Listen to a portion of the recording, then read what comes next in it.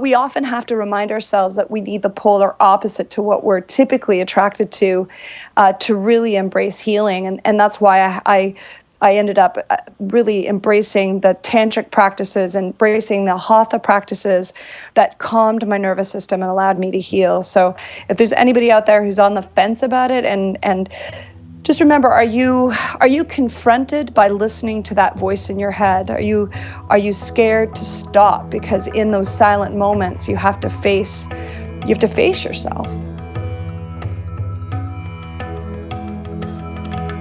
Namaste. You're listening to the Savannah Podcast. Join us on an exploration of Eastern spirituality, yoga philosophy, and conscious living for the new age. This podcast is a production of SavannahSpirit.com, where you can find a large selection of Om and yoga clothing, spiritual jewelry, and unique fair trade gifts from the Far East. Now here's your host, Ashton Szabo. Greetings, everyone. Welcome to the Savannah Podcast. I'm your host, Ashton Szabo. Today's episode is all about inflammation. What does it do to our bodies? What causes it? How can we reduce inflammation in the body? And what role can yoga play in this conversation? Our guest is nutritionist Julie Daniluk. She's the host of Healthy Gourmet on the Oprah Winfrey Network, a reality cooking show that looks at the ongoing battle between taste and nutrition. Her award-winning bestseller, Meals That Heal Inflammation, has helped over 100,000 people enjoy allergy-free foods that taste great and assist the body in the healing process. Her newest book, Slimming Meals That Heal, explores why inflammation causes weight gain and how anti-inflammatory superfoods shed pounds without dieting. Really excited to have her on the show today. Julie, welcome. Thank you, Ashton. I just love what you're up to because yoga has been such a key part of my happiness in life. So it's so fun to share with other yogis. Thanks for creating this space. Absolutely, and thank you so much for being on it. I know you've had a lot of your own struggles with health and diet. You talk about some of your struggles with bulimia in the past. I'm wondering if you could tell us about that moment that you had the big shift to recognize not only did you want to empower yourself by making changes to your diet, but to really commit your life to nutrition and health and everything else. Yeah, so I went to Thailand on a real mission to tap into soul connection and had the wrong pad thai on an island where there was virtually no roads and everyone was just getting to it by boat. So there was really only electricity 12 hours a day. And just as a fellow traveler, just a word to all those people out there, whenever you arrive to a place that runs on generators, you have to be super due diligent because when something freezes and thaws, there's an excessive amount of bacteria that grows in the food.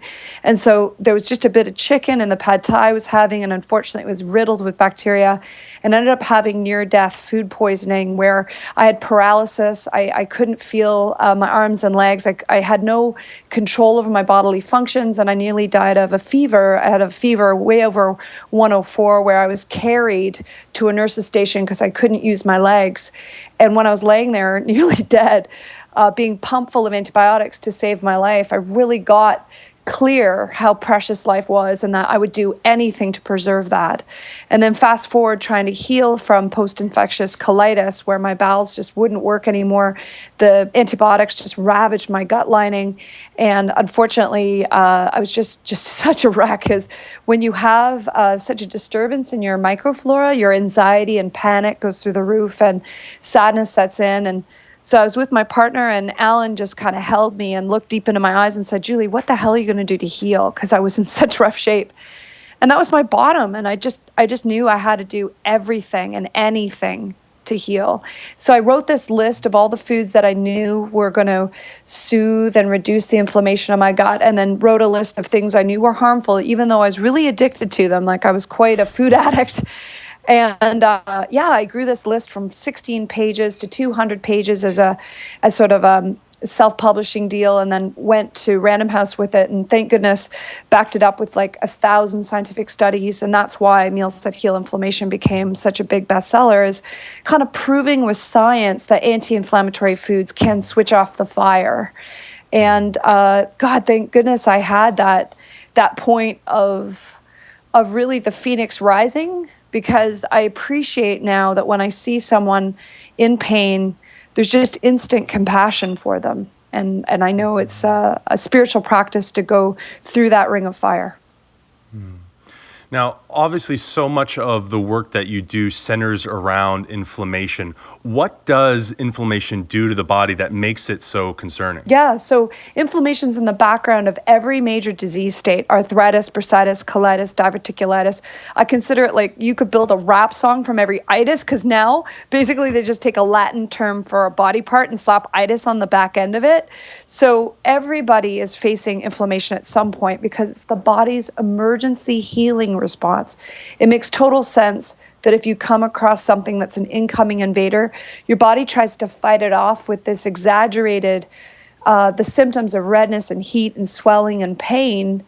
And it's natural, but we have to encourage the body to resolve that inflammation and switch it off, because if it stays fired up, that's when it destroys our tissues. And before kind of getting into the side of the things that switch it off, what are the things that switch it on? What are some of the big causes of inflammation in the body? Well, that would be the 4 eyes. I call it the 4 eyes so that it's easy for you to remember. So if you have an infection, like I did in Thailand, if you injure yourself, like say you've had a back injury because you were doing like a really harsh back bend in yoga class and a disc gets damaged, or if you've had an imbalance because you've had a nutritional deficiency for so long, it's caused a hormonal imbalance to occur. And then the last one is something we have so much control over, and that is the irritation. Irritations from toxins that come in through our food supply or air supply, but also remember the irritation that comes from eating a food allergy. And we can relax the immune system by eating a hypoallergenic meal plan.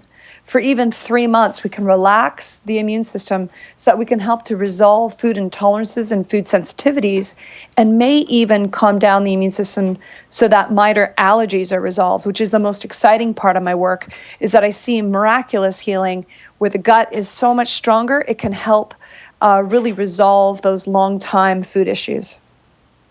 Where can people find out about the foods that they're allergic to? So that's when we ask people. I believe there's 7 billion diets for 7 billion people. I have no prescriptive plan that every person has to follow one way. So I say, hey, why don't we put you on an elimination plan for 60 to 90 days and really play Russian roulette with foods, where we're taking them in, we're taking them out, we're playing with it and seeing for yourself whether a food is in fact the trigger food.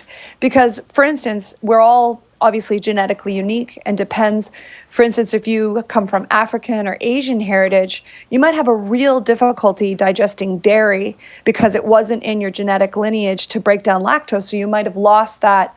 The second you're weaned, you're going to lose your ability to break lactose down. So you have an intolerance to it. But it's not to say that you can't help your body digest it better by dramatically increasing acidophilus. You can help to break down a little bit of dairy so that if it falls into a recipe, or if you want a little bit of cheese occasionally, it's not going to be a big deal. So that's what I love about approaching it in this sane way. No harsh meal plans, no dieting. Instead, I like to call it the live it, which is so much more sane. It's like a food experiment that we play with to see what works for you. Now, you've mentioned about how the diet can actually affect stress levels, anxiety, things like that. But on the other way around, how does stress impact the inflammation levels in our body? Gosh, it's everything. Like, my gosh, I've met people who eat very bizarre, very, what some people would consider quite inflammatory food choices. But because they're zen, they're totally able to handle a different level of incoming food irritants. So how I say it is if you are a person who's already dealing with a lot of anxiety, or you've had gut damage, and we know that we have to heal you, that's why we have to do our due diligence to not only reduce your stress dramatically, but also follow more of a cleansing and healing protocol. So it's really up to you. Like if you want to dedicate yourself many hours a day to the practice of yoga, you'll have more flexibility in the food plan, because there's sort of those four major pillars of health, and yoga really helps us take care of that mental health piece, so that we are more able to cope, because there's such a hardwiring. Let's remember that 70% of our nervous system is all along our digestive lining. So stress plays the largest role in digestion and food intolerances. So please, I'd love everyone to be practicing beyond just asana, because let's face it, if you only are hitting those extremely aggressive practices, we have to really pull the pranayama towards us, and definitely do lots of yoga nidra, so that we can just keep our cortisol levels, those stress hormones, really reduced, and therefore able to cope with food better. Well, in particular, too, a lot of, I'd say the more popular forms of yoga tend to be more high-paced, more hot yoga, more vinyasa-based. So everyone's doing the things that are more impactful, that are increasing the inflammation response instead of turning it down. So as you said, having those moments where there's meditation involved, or, I mean, one of the things that was an issue at some studios I remember in San Diego is people trying to get up before Shavasana. They're like, oh, I don't have time for Shavasana. It's like, no. Like this, we need these down regulatory moments, and so we're not always just jacking the system up and up and up, which is, culturally, when you look at even like the types of drugs that are encouraged, like caffeine and things like that, yay! But anything that's a downer is like, no, we don't want to encourage that. But the things that will get you to be more productive, do more work, have more fire, we tend to be all about those. Absolutely. And know that I came to my yoga practice via a very Bikram, hot, disciplined style. And it took a long time. And really, I think my illness sort of hit me in a place where I had to pay attention to what healed me. But like attracts like. So if you're already fired up, you're an A-type personality, of course you're going to be driven to do sort of the Iron Man versions of yoga, right? The Ashtanga-based practices are really attractive. But we often have to remind ourselves that we need the polar opposite to what we're typically attracted to really embrace healing. And that's why I ended up really embracing the tantric practices, embracing the hatha practices that calmed my nervous system and allowed me to heal. So if there's anybody out there who's on the fence about it, and just remember, are you confronted by listening to that voice in your head? Are you scared to stop? Because in those silent moments, you have to face yourself. And I empathize with that, but I promise you, on the other side of those beautiful, quiet practices is the true bliss that you're seeking. Now, the way that we've kind of talked about yoga here is talking a little bit more in the indirect sense of its effects on stress and things like that. But I'm wondering if you can help to contextualize a little bit in terms of the more physical or biological side of the impact that yoga is going to have, whether we're speaking from the Western medical perspective or even like a more Ayurvedic perspective. Where do you think, or how do you think yoga and its practices are really tangibly affecting the physical body in this conversation of inflammation? Absolutely. Well, the big one I want to start with is how excited I am about the Ayurvedic cleansing practices. So the average yogi, as we get further and further into the work and you hang around the studios, you start to see, the neti pot and the oil pulling and the tongue scraping. Those practices, the oiling of the body, that is so important, because as we're able to pull off these physical toxins, we're reducing that kapha, right? We're reducing that mucus, and then when we're able to pacify vata, and vata is that windy energy, which is so easy for it to be deranged in our world, because for 200,000 years of our evolution, we were never able to travel more than, say, 30 kilometers a day. That was a really big deal. Now we're able to go from one end of the planet to the other in a 24-hour period of time. And our body just has such a hard time keeping up with that I find these practices that reduce that windy vata energy are absolutely life-saving and so important for reducing inflammation, because in Ayurvedic tradition, they believe that vata, when it's out of balance, can cause joint pain.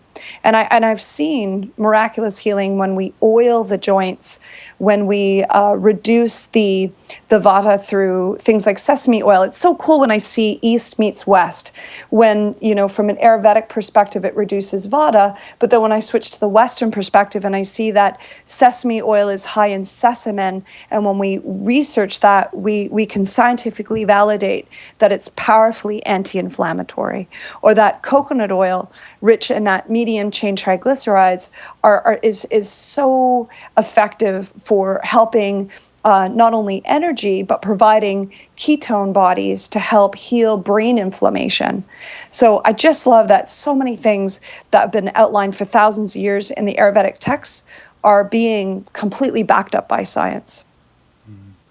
Now, obviously, the whole conversation around it is a holistic process, but in the realm of this excess in the vata and the wind of the body, what's a practice that our listeners could do, perhaps even like without needing something like a neti pot? Like what's something, maybe they still got to go to the store to grab some coconut oil, whatever it is, but what's one thing that you recommend that they could do that kind of no matter what, they're going to see some benefit from? Well, I think everyone can do self-massage. So if you could use sesame oil, is extremely warming and vata reducing. And coconut oil is considered pacifying to pitta because it's cooling. So depending on your Ayurvedic type, I encourage everyone to go check out what is your yogic constitutional type. There's a few people who are lucky enough to be tridoshic, meaning that they kind of split their energies between that windy vata, the fiery pitta, and the watery kapha. And those people are often very healthy because they're very balanced. But if you're a person, say, who's extremely pitta, so you're fiery temperament, you're extremely driven, you're very muscular, those A-type personalities, they classically end up in an Ashtanga class or a hot yoga class, and they're super driven. But what they actually need is to be cooled down. So instead of being attracted to having piles of cayenne pepper and drinking alcohol, it would be wonderful for them to approach some cooling practices, like having the coconut in their life. For somebody who has a vata imbalance, so somebody who's anxious, windy, vatas typically have long limbs. They're very creative. They're very intelligent and have something to add to the conversation, but sometimes they get lost in a train of thought because, unfortunately, there is a bit of spaciness that can happen. And a lot of young yogis that are attracted to yoga class, they often have this vata imbalance. And what are they eating? They're living on kale chips. They're living on dry food. And what we want to do with them is to really moisturize them.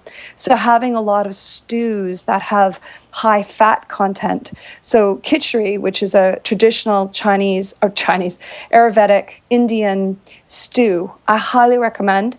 And having some beautiful warming spices in there, lots of ginger, lots of turmeric, and making sure that it's a very yellow, lots of yellow warming veggies in there as well. So really stick to beautiful things like squash is your absolute best friend, because these help to pacify that windy energy.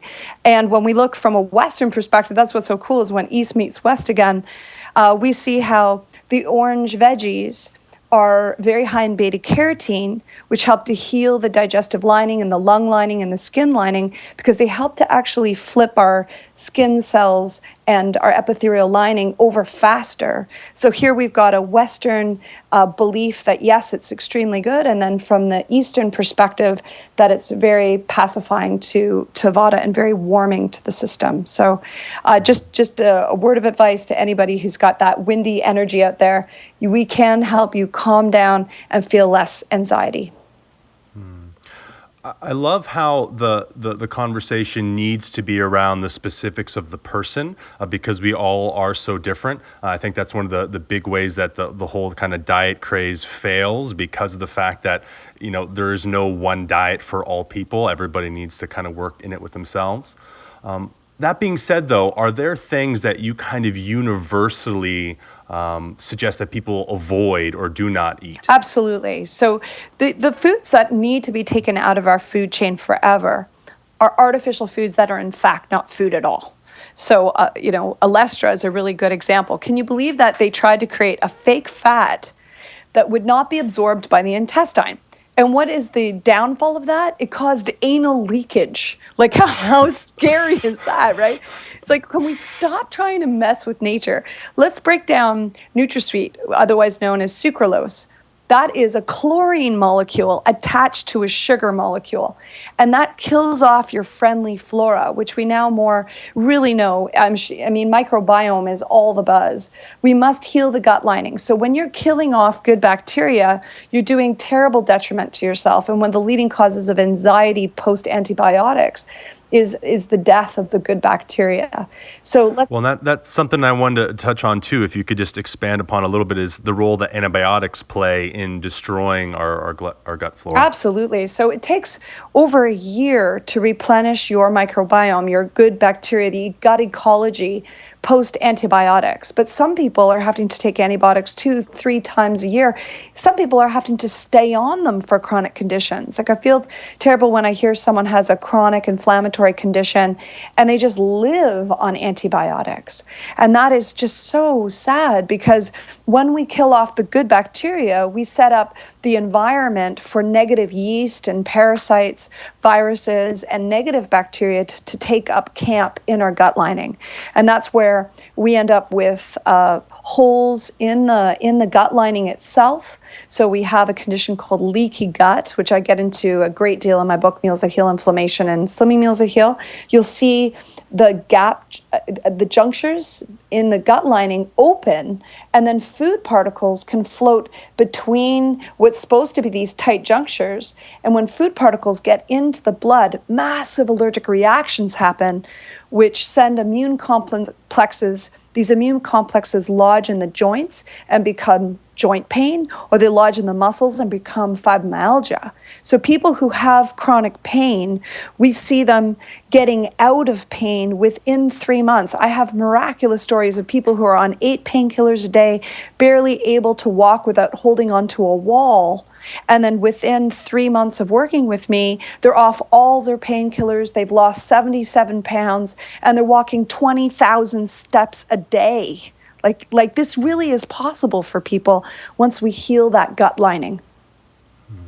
And where would you say, in terms of fermented foods or superfoods, what's your suggested approach in people? Like, is supplementation the way to go? Should they stay with live foods? How do you feel about that? Yeah, I mean, one thing that is really interesting is Ayurveda says that if you have a vata imbalance and if your gut is damaged, it is very difficult to digest roughage from raw food. So Ayurveda will say, warm up your food, serve it warm, cook it down slightly, steam it slightly, put oil on it, help you absorb the nutrition. From a Western perspective, we see that when we put oil onto, some lovely steamed greens, we're going to dramatically increase the absorption of your fat-soluble vitamins, especially your vitamin A. You want to make sure to have that soothing food instead of the dry, crispy food. Even though I know everyone's attracted to popcorn, it's sort of sandpaper for the bowels, unfortunately. So let's keep to that warming approach. And just to get back, just to quickly wrap up, because I know I didn't give you a full answer, we want to avoid white sugar, white flour, and any of those really mucus-causing foods. So if you have a dairy intolerance, we do have to be careful to stick to dairy that is lactose-free. And that's why in Ayurveda, ghee, which is clarified butter, is totally healing for all the different constitution types. We're having just plain butter that has the lactose and the casein, the protein of dairy, might be very, very hard for people to digest. So we want to just make sure that each person recognizes what they specifically can handle. As well, I know you've got some opinions about cleansing and fasting. The master cleanse you've talked about before, for people, the lemonade, cayenne, and maple syrup diet. what do you think the role of fasting is in all of this? And maybe you could speak to as well about the difference between things like the intermittent fasting as well as things like the master cleanse. Sure. So fasting is incredibly spiritual. And I would never rob anyone of the opportunity to walk through that amazing challenge because it makes you face yourself in a very direct way. The only thing is if you want to approach a fast, are you strong enough to do that fast at this time? Or do you need to go through a healing period to strengthen yourself so that you're ready to do a true fast? And that's why working with an Ayurvedic practitioner, working with a naturopathic doctor, working with a qualified nutritionist is extremely important instead of just willy-nilly trying on a lemonade fast. Let's just take you through a lemonade fast for a second. So you're about to live on about 300 calories, which is just enough because you're getting enough maple syrup to spike your insulin, but not enough to sustain you. So you end up with these elevations of blood sugar and then crashes. So you'll feel high as a kite 1 minute and desperately depressed and anxious the next. And then you're also having cayenne, which increases the irritation of the bowel lining. So it actually increases bowel permeability, which is not great if you already have leaky gut. And then the only thing you're taking in is that maple syrup, which is a disaccharide that not everyone can digest. And you're having lemon juice, which is fantastic and alkalizing, but hold on a second, it's also very pitta aggravating. So the cayenne's pitta aggravating, and certainly the maple syrup is a big jam to blood sugar. So I just find people can end up feeling like euphoric happy 1 second and a mess the next. So I just want people to have more of a sane approach. One of the greatest ones that I did was an extremely Ayurvedically appropriate cleanse for me, and that's why my next book is going to completely focus on how to do an Ayurvedically appropriate cleanse that's warming, soothing, relaxing, and healing. So I can't wait to come back onto your lovely podcast and share that because I think people really need that.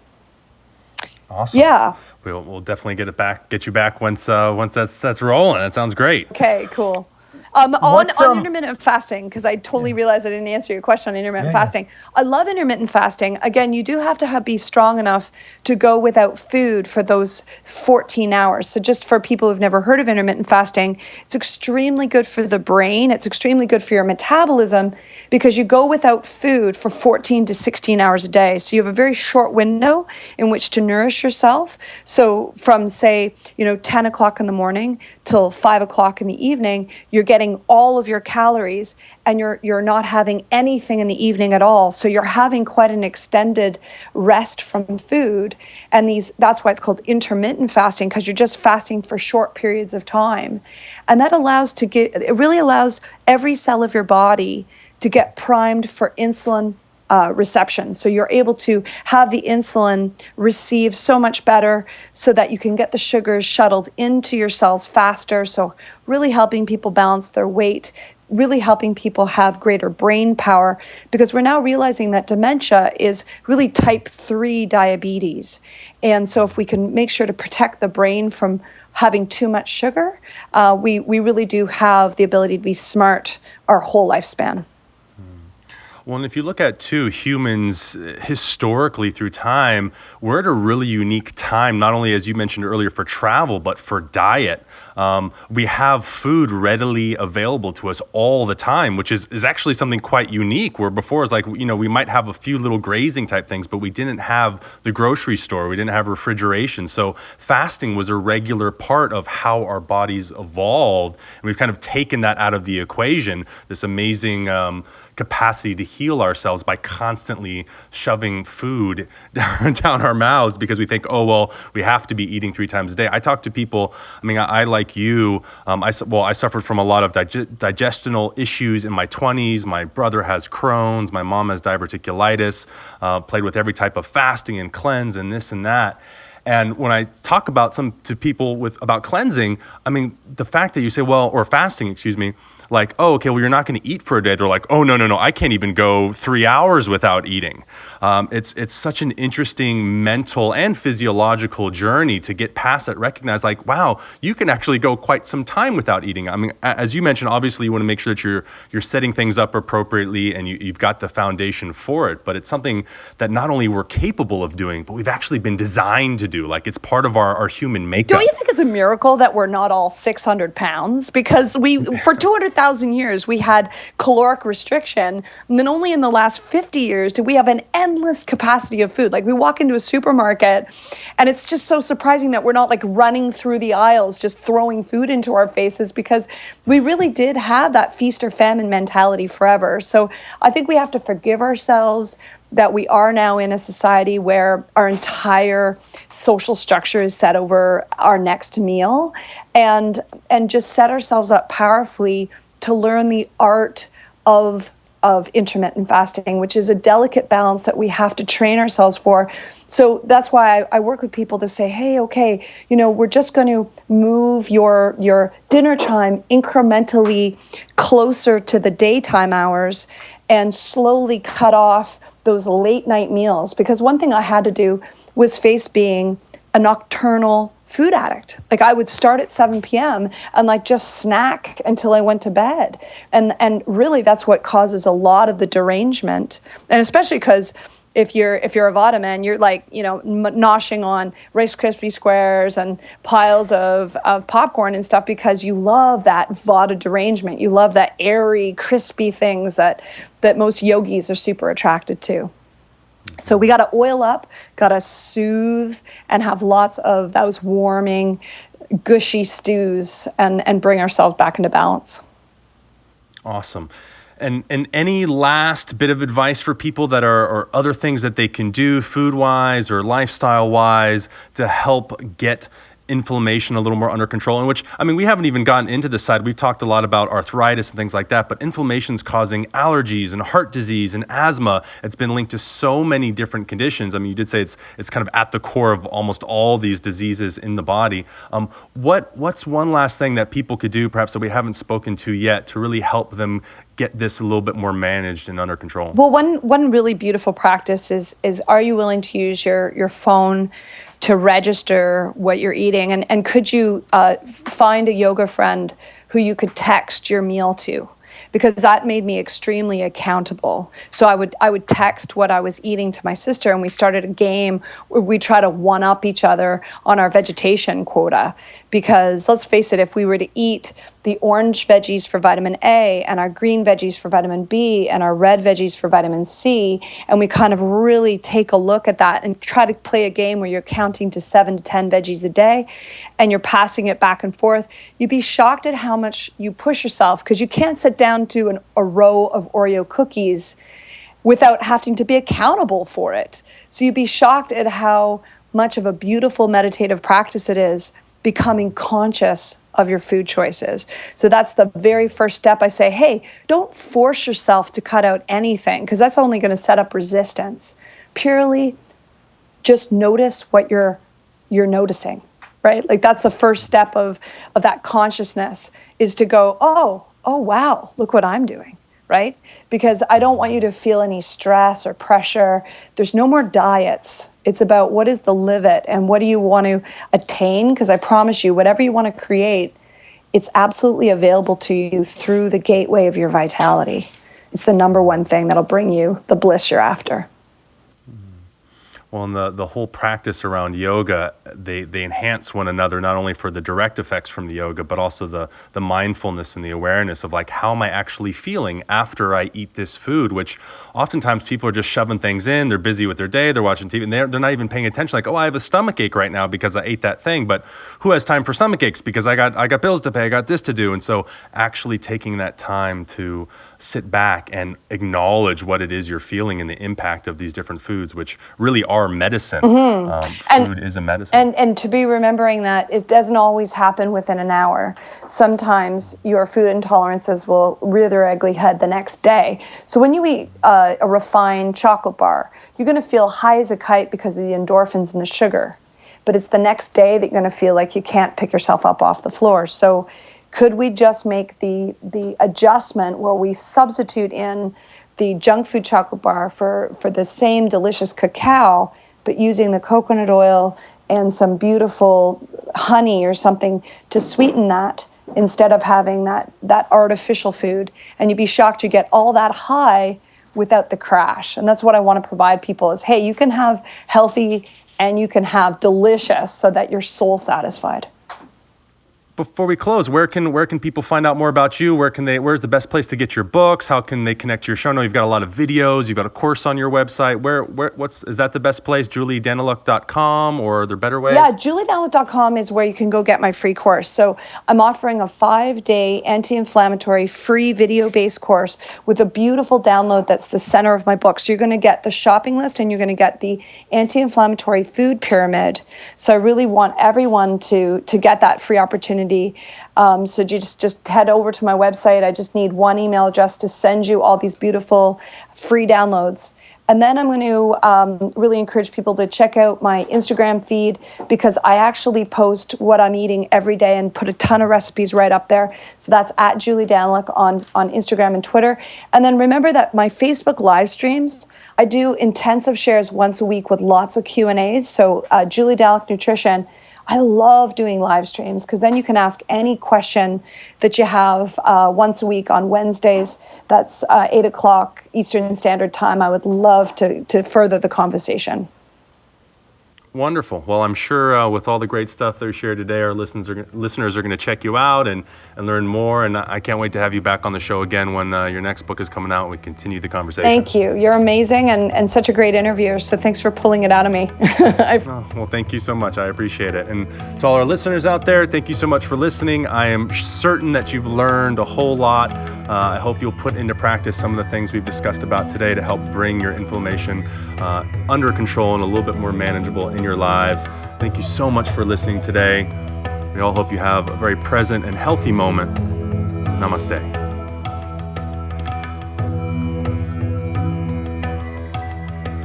Hey everybody, thanks for listening to the show today.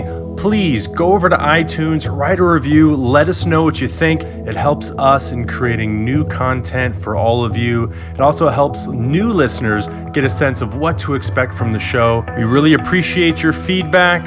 Thanks again for listening. Namaste. You've been listening to the Savannah Podcast. To find out more about Savannah, go to savannahspirit.com or follow Savannah on Facebook at facebook.com/Savannah Spirit. For daily inspiration, check out our blog at savannaeast.com. Be sure to join us next week for a new episode, and thank you for listening to the Savannah Podcast.